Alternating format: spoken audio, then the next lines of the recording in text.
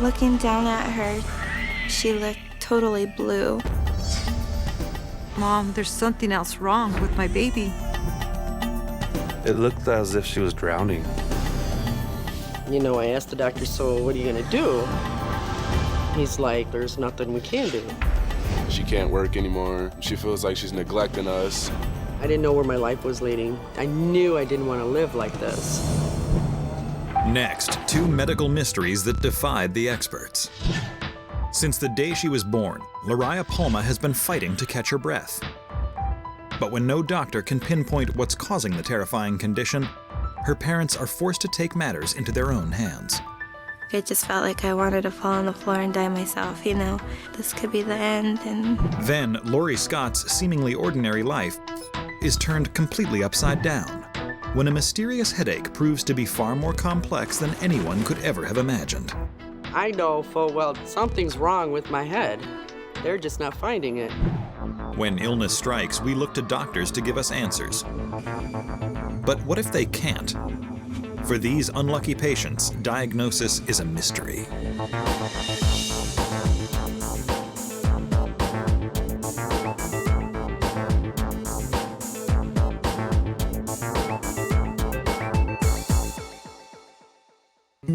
In the winter of 2001, in Pueblo, Colorado, Lavelle Fernandez was busy getting used to the idea of being pregnant with her first child.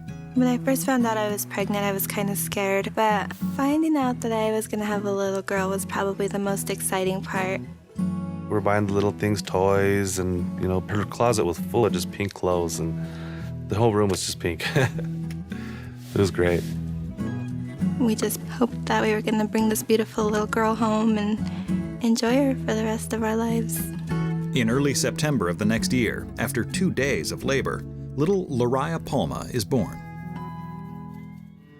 Lariah was 7 pounds, 7 ounces, and I was the first one to hold her, and I just looked at her and I just fell in love with her as soon as I seen her. She was the most beautiful thing in the world. It's a glorious day for the new parents, but no one could have prepared them for what would happen next. They had brought her in for me to nurse her, and looking down at her, she looked totally blue. At that time, she yelled out at me, "Mom, something's wrong with the baby." And I turned around, and she was turning blue. In a state of panic, Evelyn grabs the baby from Lavelle and runs down the hall to the nurse's station. But by the time she gets there, baby Lariah seems to be perfectly fine. The nurses check her vitals, and everything appears to be normal. After that, my mom came in and kind of told me, you know, she's okay. Everyone breathes a huge sigh of relief. But just to be safe, the pediatrician admits 1-day-old Lariah to the neonatal intensive care unit for observation. 3 days later, Lariah is given a clean bill of health and released from the hospital. She was sent home with the hope that, you know, this wasn't going to happen again and that we were going to go home and be just a happy family. We were just so happy to take her home, you know, to show her new room. Lavelle and Roddy spend the evening settling in with their new baby. But the next morning, when Lavelle checks in on Lariah, she's completely shocked by what she sees. I noticed she's starting to get blue again. She's kind of starting to look like she did in the hospital. She just seemed to be coughing more consistent to where, you know, she couldn't stop coughing. To see your little girl just trying to breathe and having a hard time at it, and it was very scary. It looked as if she was drowning. It's not right. She shouldn't be breathing this way. After only hours at home, Lavelle and Roddy find themselves racing their daughter back to the hospital. We get her back to the triage nurse, and her oxygen level is like hanging out 60–70%, which is really not good at all. In fact, the nurses are stunned by the reading. Most people maintain an oxygen level in the mid-90s, but Lariah's level is so low that she could be in real danger if doctors don't act fast. And they had told us that if we wouldn't have taken her in when we did, she wouldn't have made it through the night. So it was that bad. The doctors explain that Lariah has been having what the experts call blue spells. Her body is turning blue because she isn't receiving enough oxygen. but they have no idea what could be triggering them and need to run tests immediately. The clock is ticking. So at this point, they take her from my arms and rush her to the back of the ER, and I'm just devastated. I know that there's definitely something horrible going on. We were just hoping that somebody can give us some answers. Then, 3 hours after Lariah is admitted, an ER doctor finally approaches Roddy and Lavelle holding an X-ray.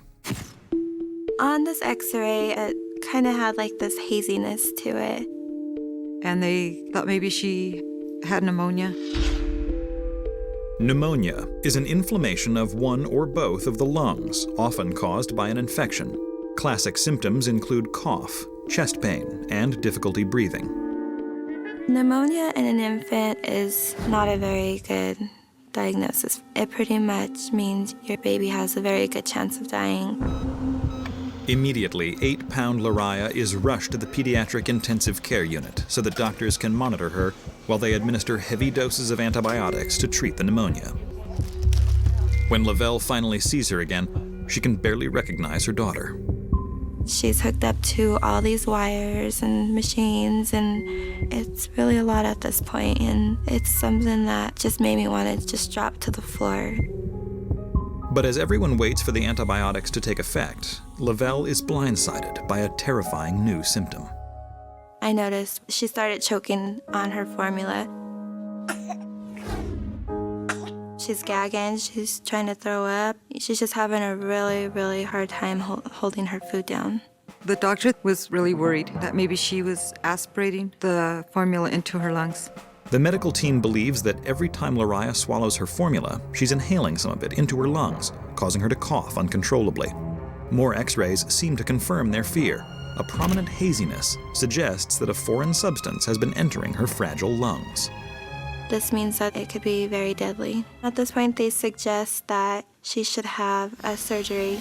The team believes that a procedure called Nissen fundoplication surgery will help strengthen a one-way valve located between the end of the esophagus and the top of the stomach that helps keep food and liquids in the stomach. But Lariah's family is completely overwhelmed by the idea of surgery on their infant daughter. I was just so scared. I definitely didn't want my baby to go under the knife. We were just hoping that they can help her, and we were trying to be strong for her and hope that this was really going to be the thing that's going to heal her. It takes an excruciating 3 hours to complete the surgery, which goes off without any complications. But when the new parents are allowed to finally check in on their daughter, they are taken aback by what they see. We did notice that once she was coming off her sedation, she still was continuing to cough. We kind of looked at each other and we were just puzzled to why is she still having these coughing spells if the surgery is supposed to be taking care of this.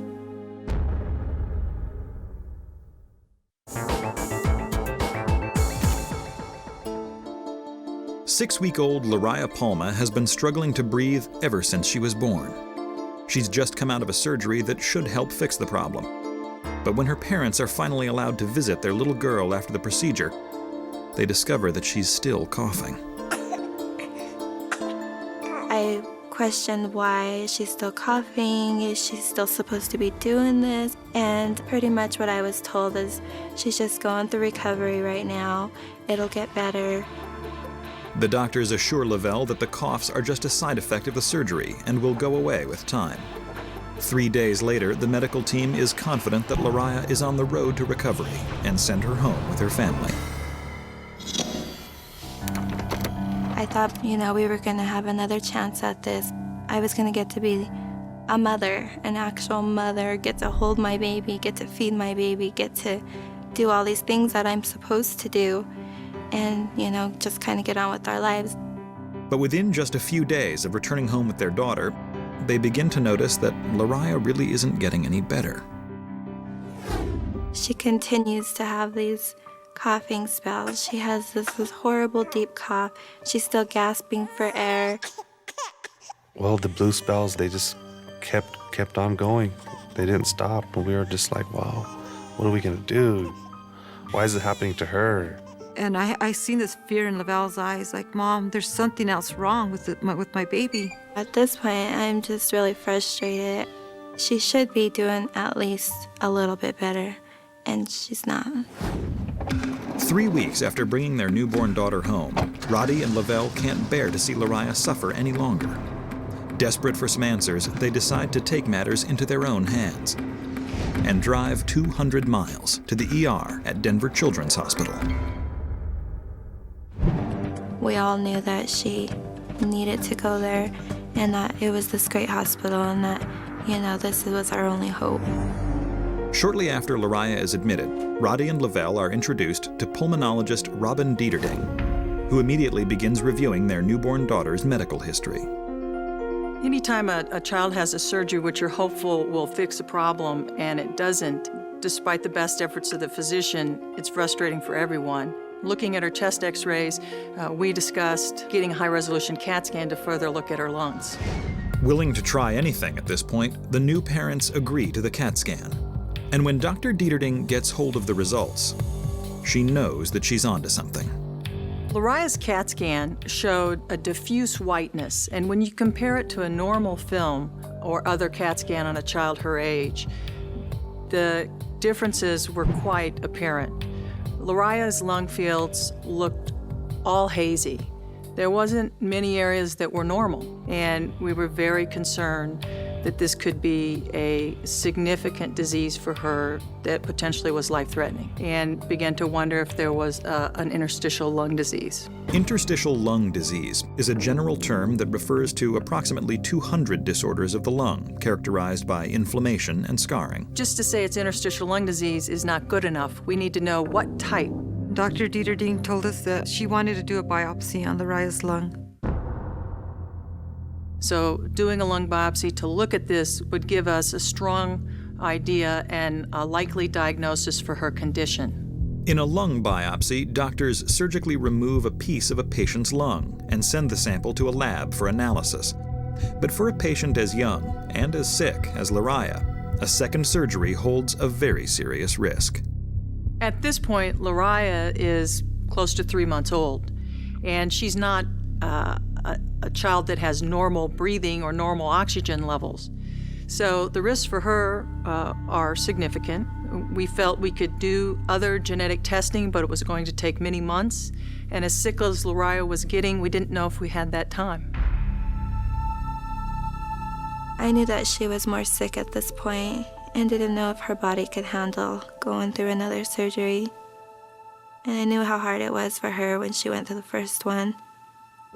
I felt very scared, just not knowing if, this was the right thing to do. And,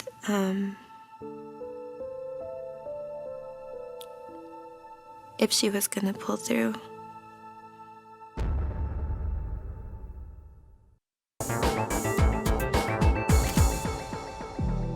Three-month-old Lariah Palma has been struggling to breathe every day of her short life. But Dr. Robin Dieterding seems to have a strong hunch about what's going on and needs to perform a lung biopsy to confirm her suspicion. But the surgery presents many risks for little Lariah, who is in an extremely fragile state. It was the last thing that I ever wanted her to have to go through again, But it was whatever we had to do and whatever we had to go through to get our daughter well, we did it. The whole family was in this, and together as a team, they decided that despite all the anxiety they had, it was the right thing. While the medical team carefully prepares Lariah for surgery, Roddy and Lavelle are struggling just to keep it together. I really didn't know what to expect from the lung biopsy. Honestly, I couldn't even think. I was a mess. 2 hours later, everyone breathes a huge sigh of relief when the surgeon pronounces the operation a success. We were pleased that the surgeon was able to get the lung tissue we needed and that she had tolerated the case. While everyone is overjoyed that Lariah pulled through, they're anxious to know what the biopsy will reveal. But it will take 3 days for results to come in. In the meantime, Roddy and Lavelle are keeping a watchful eye on their little girl. I was spending all my time with Lariah at this point. They did have a little cot that I could stay with her, and pretty much just live there. When the biopsy findings finally come in, Dr. Dieterding knows right away that she's found the critical clue they've been looking for. After looking at Lariah's lung biopsy, we had a high suspicion this was consistent with the surfactant protein dysfunction. Patients who suffer from a surfactant dysfunction have trouble producing an essential lubricant in their lungs called surfactant. Surfactant helps maintain the elasticity of the pulmonary muscles. Without the vital lubricant, the lungs are like an engine without oil, incapable of running smoothly. The condition is caused by a mutation in the type II cells of the lungs, which are responsible for producing the surfactant. Based on Lariah's lung biopsy, we were not able to tell what type of mutation she might have. There are 3 different types of surfactant dysfunction mutations, and in 2, the likelihood for death is very high. It just felt like I wanted to fall on the floor and die myself. To learn that, this is a disease that she could die from it, This could be the end, and While the family struggles to process the shocking news, Dr. Dieterding is focused on identifying which one of the 3 mutations Lariah has. Based on the fact that the lung biopsy suggested it was one of these surfactant proteins, genetic testing would be required to determine the exact type of mutation she might have, and blood was sent to Johns Hopkins for further analysis. Dr. Dieterding explains that it will take an excruciating 3 to 4 months for the results to come back. Then, just when the new parents think it can't get any worse, Dr. Dieterding drops yet another bombshell. This disease is so rare, there's been no studies on it. There are no known medications that cure these surfactant dysfunctions. We just didn't know how to act because we've been trying so hard just to get our baby girl home. And to hear about that, we're just so devastated. It was just horrible. And as Roddy and Lavelle wonder if they will ever be able to bring their little girl home again, Lariah's condition actually begins to get worse. Lariah was in the pediatric intensive care unit on the ventilator, and we were needing to breathe for her.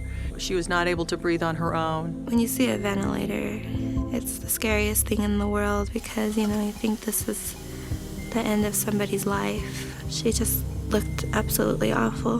There were many discussions between myself and the family about how concerned we were that Lariah might not survive. Lung transplant was offered, but Lariah was too sick to get to a center that could provide lung transplant. We decided that until we knew different or until Lariah told us different, the family wanted to pursue all options. Dr. Dieterding is up against the wall. Even when the blood test results come in and they know exactly which mutation Lariah is suffering from, there is still no known cure. Her only option now is to try to simply begin treating her the best way she knows how. In the literature and in other patients I had treated, we had used high-dose steroids and other medications to potentially impact what these type II cells were doing. So we began to treat with those, hoping that Lariah could slowly turn the corner and have time to improve. We don't know what's going to happen. And the last thing we want to do is leave her sight. It was terrifying to see Lavelle's eyes. She just wanted to be a mother and just hold her. Was this medicine going to help her or hurt her? We just didn't know.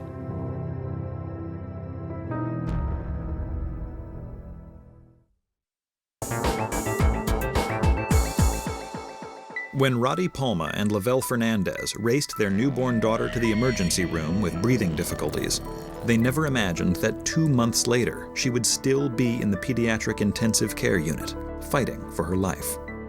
Once we realized that we were going to be there for the long haul, we just put all of our stuff in storage. I quit my job. They gave us a room at the Ronald McDonald House, but I don't believe we stayed very much time there because we wanted to be with Lariah 24 hours a day. Doctors now believe that she has some form of an extremely rare and incurable lung disease. And for the past 2 months, little Lariah Palma has been undergoing an experimental treatment that they hope will save her life. During the time where we didn't know if she would survive, they were looking at every day as a gift to be with her. Unfortunately, she was sedated, and that's very difficult when you can't interact with your child. It came to the point where You couldn't even touch her. It was incredibly hard. While Lariah's family maintains their vigil, Dr. Dieterding is anxiously waiting for blood test results that will identify exactly which type of lung surfactant dysfunction mutation she's suffering from. And after 3 long months, the results finally come in. Interacting with Dr. Larry Nogi, the world's expert in this area at Johns Hopkins, he informed us that Lariah had a very specific mutation, a surfactant protein C mutation. In a surfactant C protein dysfunction mutation, protein C, an essential component in the lung lubricant surfactant, is produced abnormally. As a result, the surfactant gums up the air sacs in the lungs and interferes with the oxygenation of blood. So it's very consistent with the spells Lariah was having and with the fact that Lariah could not get enough oxygen in her blood. For the first time in months, Dr. Dieterding is hopeful that Lariah may survive. As it turns out, the specific mutation that she has is the least likely to lead to death. This was a mutation that was better than some of the other mutations we could have found. I had hope that with this condition she could improve. At this point, we're like, wow, this actually is some good news we're getting. We've gotten nothing but bad news. It's bittersweet for Lavelle and Roddy. While they're relieved to finally know what's making their baby so sick, they realize that there is no approved treatment or cure for the disease. Dr. Dieterding believes that their only choice is to keep her on the aggressive steroid treatment. I didn't anticipate a quick response. As severe as her lungs were injured, my hope was that it would give us some breathing room for Lariah to slowly improve. I was not expecting instant turnaround of her condition. Over the course of the next few months, Roddy and Lavelle spend all of their waking hours by their daughter's side. Then, one afternoon when she least expects it, Lavelle is completely taken aback by something she has not seen since the day her baby was born. I kind of moved the curtain over to look at her to see how she was doing. And that's the point where she just looked at me and, had this beautiful smile on her face. Finally, little Lariah appears to be responding to the treatment. She got to the point where she didn't need to be sedated. She could interact with her family. She had made such improvement that I began to believe that she could do this, she could make it. We've seen signs of life that she's a little fighter. She's a fighter. She was, sitting up, doing it on her own. And I think at this time it was starting to feel like I was the mother and, felt so good to hold her after all that time. Lariah seems to have miraculously defied the odds. Many infants diagnosed with the disease do not survive. Still, while Roddy and Lavelle are grateful that Dr. Dieterding was able to save their daughter, they can't help but wonder why so many doctors weren't able to put the pieces of the puzzle together. These surfactant abnormalities are so rare, we don't have a number for how many people might have this disease. Lariah had a few things that could be foolers. Her lungs were quiet when people listened to them with the stethoscope. And she had some other conditions like an area that looked like pneumonia and the lipid in her lung that might have misled people. So it took a while to come to what the answer was. Over time, Lariah begins to make steady improvements. And after a staggering 538 days in the hospital, Dr. Dieterding finally believes that she's strong enough to go home. It's a day her family will never forget.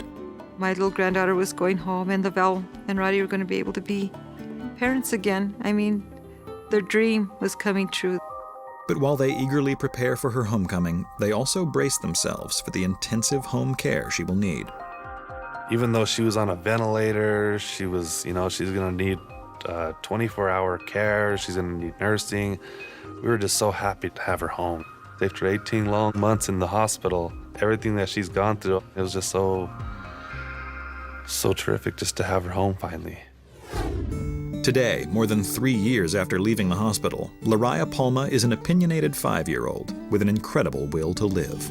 I've taken care of Lariah now for over 4 years. She's 5 years old. She has progressively improved. We do not have to breathe for her anymore, and now she just requires a little bit of oxygen to support her lungs. When you look at her CAT scan, she still has lung disease, and that's why she still needs a little bit of oxygen. But she no longer has her blue spells. She doesn't cough anymore. She's able to talk and play. from near death to this, it's quite a miracle. Oh, finally to have her home and to be a dad for her is just the best thing in the world, you know what I mean? To see her so happy and to live life like if nothing's ever been wrong, it's just the greatest thing in the world. My plans for the future for her are to just get her off this oxygen and let her go to school, just let her grow up and enjoy life as much as possible because she almost didn't have that chance.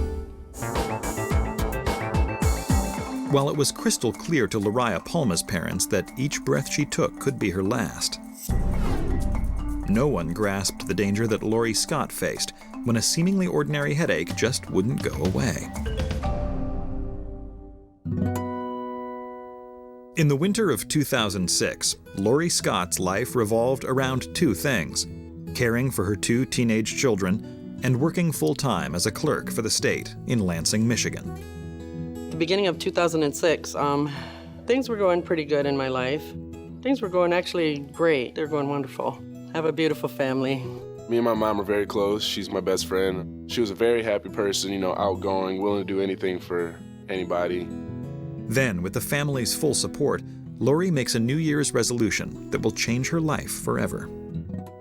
I had decided to quit drinking alcohol and decided that I needed to change my life, and I was feeling pretty good. My mom really tried to take control by stopping drinking because that affected her job, that affected us.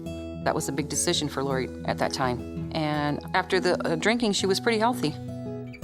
After almost an entire year of sobriety, Lori is feeling like she's back in control of her health. Until 1 week before the Christmas holiday, when Lori begins to notice a mysterious pain. I believe it was in the afternoon while I was filing, I started to get a really bad headache. I took some aspirin and then I went back and started filing again, and the aspirin wasn't doing anything, and it was hurting so bad that I ended up leaving work early and going home. Overwhelmed by the persistent headache, it takes every ounce of energy she has left to drive herself home. When I got home, I laid down thinking that maybe if I went to sleep, the headache would go away, but it didn't happen.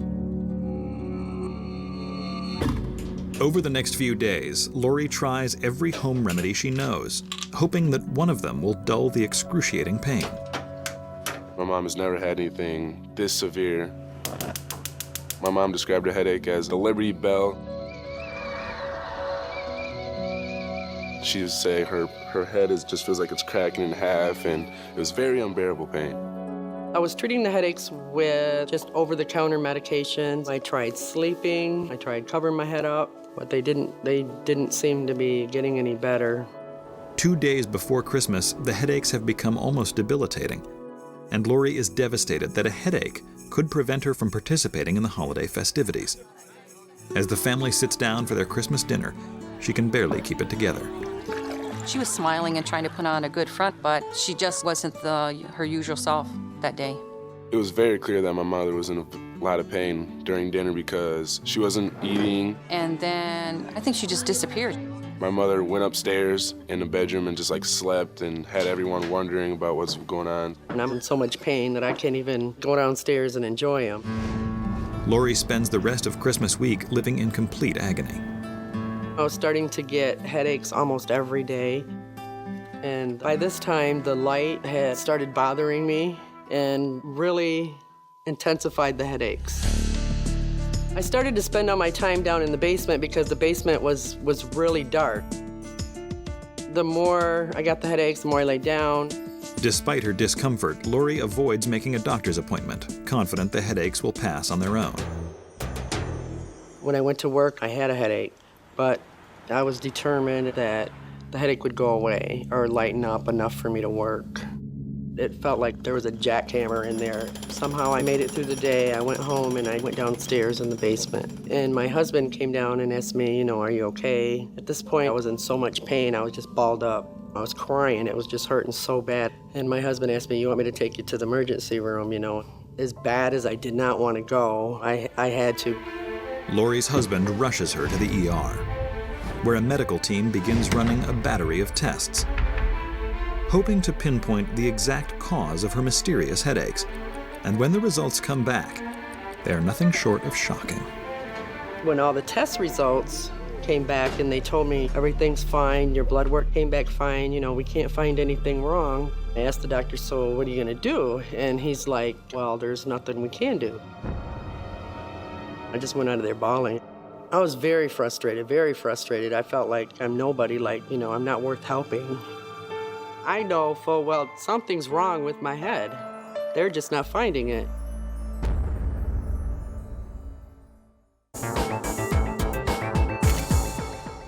Lori Scott has been suffering from debilitating headaches for more than 2 weeks. And when she finally lands in the emergency room, every test the medical team runs comes back normal. They have no clue as to what's causing the excruciating pain. The only thing the doctor can do is give her a prescription to dull the piercing headaches. I had asked her for some stronger pain medication, but it did not relieve the pain. I was very concerned about my mother taking too many painkillers because, none of them are working, and I didn't want her to get in a habit.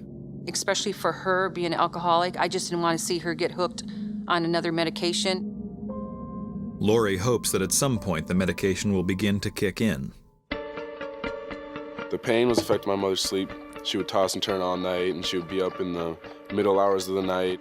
I was not able to sleep more than probably an hour, hour and a half at a time. But despite the sleepless nights and the acute headaches, Lori continues to drag herself into work. My days were hell. It took everything out of me to get through the day. My work was really suffering as far as it would take me longer to get things done. I didn't want to lose my job at this point. But day in, day out, Lori insists on going to work. The family is relying on her to bring home a paycheck. And she's slowly finding ways to manage her episodes on the job. I would go on my lunch hour and go to my car and lay down in the back of my car. Most of the time I was leaving early from work. I couldn't wait to get home. But it isn't long before Lori finally reaches her breaking point. I was back there filing, and I just had this terrible headache coming on. So I had leaned over and rested my head on my cart for a little while, and it just, it wouldn't go away, It was just hurting so bad and started crying.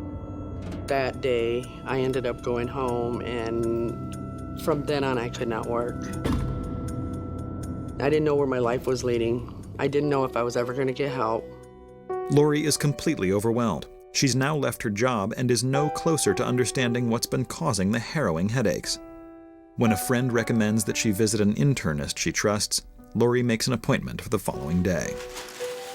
She was puzzled by the headaches and the inconsistency and everything that I had told her what was going on. She was thinking maybe it was a migraine. Migraine is a neurological disease characterized by extremely painful and often debilitating headaches. In turn, she referred me to a neurologist. Hopeful that the doctor is onto something, Lori makes an appointment with neurologist and headache specialist Dr. Edmund Messina. When I first met Lori, she was very worried, as most people are when they start having headaches and they're not used to it. Dr. Messina begins by asking Lori to describe the headaches in exact detail and about when they first started to occur. Indeed, she had symptoms that could fit migraine, but Lori wasn't a chronic migraine person. It's more common to start seeing migraine at puberty or in early 20s, and the fact that it was starting out as daily and the fact that it was of relatively new onset, we started looking for other explanations. Next, Dr. Messina orders an MRI so that he can get a clearer picture of what's going on inside of Lori's head. At the end of the first visit, our plan was to get a better picture of the brain, so we scheduled the next visit, which is just about 2 weeks later, to go over the testing that we ordered. Lori returns home, praying that the MRI will shed some light on what has been plaguing her for the last 2 months. But as she waits for the results, Lori's life is reduced to a dark and unforgiving struggle with pain. When I would come home, she would be in the basement, covered up with an ice pack on her head. She can't work anymore. She feels like she's neglecting us. I'm pretty much always in the dark. I feel like my basement's now a dungeon.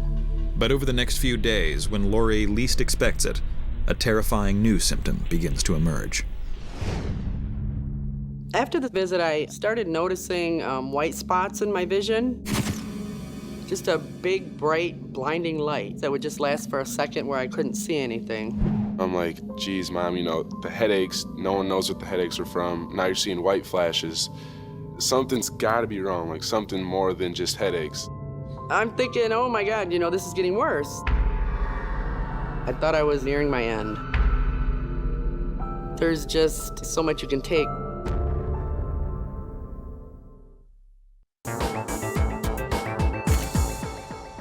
Lori Scott has been experiencing crippling headaches for more than 2 months. In fact, they've become so bad that she's had to leave her job indefinitely. The headaches they did what they wanted to do when they wanted to do it. While every other doctor she's been to has been baffled by the attacks, neurologist Dr. Edmund Messina believes that he's onto something. He's ordered an MRI of her head to get a better look at her brain. But while they're waiting for the results, Lori has started experiencing bright white flashes in her central vision. Terrified, Lori prays that Dr. Messina will have some answers for her. When Lori came back, the main focus of the visit was to discuss her MRI, which showed white matter abnormalities in the brain. Lori's MRI reveals a number of small white dots, or white matter, on her brain. It's unclear what's causing the strange markings. But when Lori describes her new symptom, Dr. Messina has an idea. She was very worried. She reported a new symptom, which she called blurring of her vision. We call this an aura. People who have migraine with aura have a pretty good incidence of abnormalities between the left and the right atrium of the heart. Because of Lori's visual changes and the absence of other explanations, the next logical place to suspect would be the heart. While it seems like a strange leap to Lori, Dr. Messina explains a recent study suggesting a connection between headaches and the heart. I was just blown away, what does that have to do? But, I'm thinking to myself, he knows what he's doing. I'm gonna go with the flow. By this time I was willing to try anything. And this led us to the next test, which was the transesophageal echocardiogram, or TEE. During a TEE test, a probe with a mini ultrasound device attached is passed down into the esophagus, allowing doctors to get a clear image of the heart. We sent her to Dr. Eugene Chu, who is a cardiologist here in town, who has been doing this type of testing for a number of years. Dr. Messina's concern was primarily this suspected cardiac contribution, a cause of her symptoms, rather than just purely being a garden variety migraine headache, because Lori's symptoms became rather suddenly progressive. Dr. Chu quickly prepares Lori for the TEE. Her throat is numbed, but she remains conscious during the procedure. She's been through every test in the book, but all she can do now is pray that this will be the one that finally sheds light on her unbearable headaches. The findings at the time were essentially unremarkable, except that one finding. What the TEE revealed was a very prominent PFO. A PFO, or patent foramen ovale, is a hole between the left and right atria of the heart. PFOs are present in all developing fetuses. They aid in the circulation of blood between the mother and the fetus, and the hole typically closes on its own soon after birth. But in Lori's case, the hole never closed. That finding was rather dramatic. When such finding was seen, there was a high suspicion that her headache may indeed be caused by such a large PFO. And I'm asking him, what's going on? What's going on? What's going on? And he's like, you have a hole in your heart. And he's like, that's what could be causing my headaches. While it's unclear exactly how a hole in the heart can trigger a headache, recent studies suggest a connection. The association between PFO and this migraine headache is really a recent phenomenon. We don't really know the actual data, even to this day. Lori Scott's case is a rather impressive and dramatic case where the suspicion of the association between the two was quite high. Dr. Chu speculates that Lori only started to experience the headaches when the hole became too big. It most likely started off as a tiny opening, but as Lori got older, it grew. And her next question is, what can we do about that? I told her that we should consider closing it. If we did not close that opening, the patient would run the risk of continuing to suffer her debilitating headache constantly, as well as a potential stroke that could be catastrophic. During the surgery, a catheter will be inserted into Lori's heart and deploy a small device to seal off the PFO. I was scared to death. Just the fact of having surgery on your heart was very, very, very, very scary. Adding to her anxiety is the fact that there is no guarantee that the surgery will alleviate Lori's headaches, but it's the only option they have left. The day of my surgery, I was shaking so bad I could hardly walk. At 8 a.m., Lori is wheeled into the operating room while her family anxiously waits. I took a couple days off school. I wasn't talking to my friends, just concentrate on my mom, trying to let her know that I love her because I was very worried. I pray to God that, she'd come out of it, because anything dealing with the heart is pretty serious. 3 hours later, the surgeon informs Lori's worried family that the operation has gone off without a hitch. The implanted device has successfully closed Lori's PFO. Now all they can do is wait and see if it stops the chronic headaches for good. When I woke up from surgery, my first memory was, Are your headaches going away? So how's the headaches? do I have a headache? As the sedation slowly wears off, Lori begins to realize that her life really has changed. After a little while, it really dawned on me, my headaches were really gone. I felt wonderful. I was ready to go on with my life right then. 24 hours after the surgery, Lori is released from the hospital. She begins experiencing something she hasn't felt in a very long time: optimism. And the next couple of days, she still didn't have a headache. She started wearing makeup again, she started opening the blinds, she started cooking, everything, just came back to my mom. Lori's dramatic response to repairing the PFO, in retrospect, helps us to prove that her symptoms were due to a cardiac rather than a straight neurological disorder. But Lori is left to wonder what might have happened if she hadn't been diagnosed. She could well have had a stroke at some point if she hadn't have done something about the hole in her heart. Worst case scenario with this type of stroke could be death. Lori feels extremely lucky to have been diagnosed at all, especially after so many doctors were unable to piece together the potentially deadly symptoms. What took so long in this overall course was that there was nothing about Lori's history at that point that would have led an ER doc to anything different than thinking it's a headache disorder that's gotten out of control. But just because a person has migraine does not mean they're necessarily going to control their headaches by having a cardiac procedure done. It's very, very hard, if at all possible, to justify repairing the PFO only because a person's having headaches. Today, 6 months after the hole in her heart was repaired, Lori is working again and spending all of her free time taking care of the family who saw her through the darkest moments of her life. I probably feel today better than I ever have in my entire life. Now I'm able to be a better mom, a better wife, a better sister. Lori's back to Lori.